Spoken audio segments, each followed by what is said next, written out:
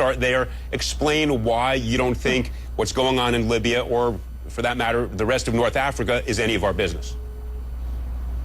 Well, because I don't think they're up front with this. It is said that we're going there for humanitarian reasons, but have you ever noticed around the world there are a lot of humanitarian problems? One gross abuse of rights was in Rwanda. We didn't care too much about that. There's abuse of demonstrators all through the Middle East right now, but it's being done by governments that we endorse. They're our friendly dictators. So I think they're being very disingenuous when they say this is a mission for humanitarianism. It's probably more related to oil than anything else. Well, let's parse this a little bit, Congressman. I think you are absolutely correct. There are contradictions inherent in any foreign policy, and certainly President Clinton, who was in office as president when the events of the genocide in Rwanda occurred, has said his deepest regret is that as president he did not send our troops in there to stop that genocide. So let me ask you this. Would you have supported intervention in Rwanda to stop what was clearly genocide that led to the loss, unimaginable loss of life? Would you have supported that?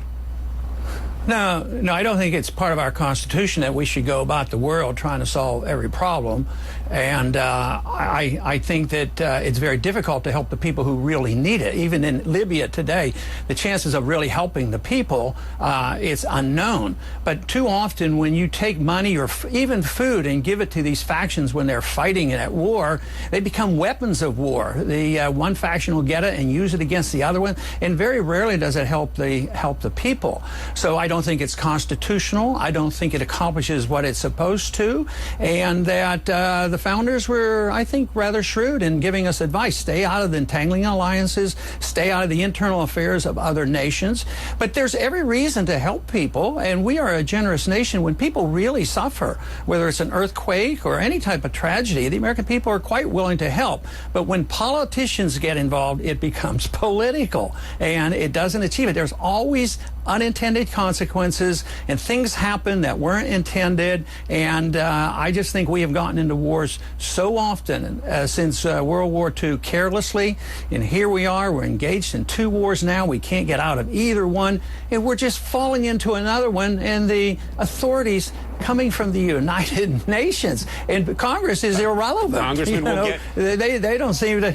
We'll get to the legal authority in just a moment, but I want to understand the parameters. Some people say, and some applaud and some criticize you for this, that you're an isolationist, that you really don't want any involvement in foreign affairs, no military alliances. And give me an example where you would have supported our intervention because of genocide, because of some humanitarian crisis, where we would send our military to get rid of a foreign government that was perpetrating acts so heinous that it simply violated our sense of humanity and decency. Is there any one example? Well, not militarily, no, always only voluntarily. But the use of the word isolationist is a misuse of the word, a misunderstanding of that definition.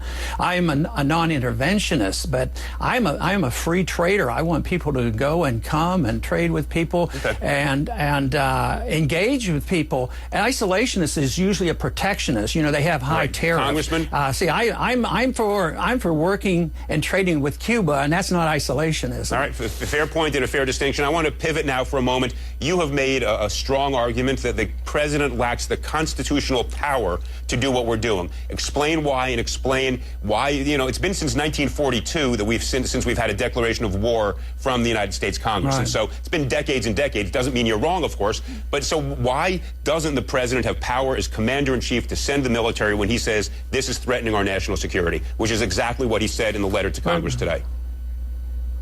Well, I guess it's because I listened to his speeches when he was a senator, because he was talking the right way. Now he has the powers to come away from the House and from the Senate and from the Congress. But the argument is that he's getting authority from the UN, and treaties allow that's an international law. It becomes the law of the land.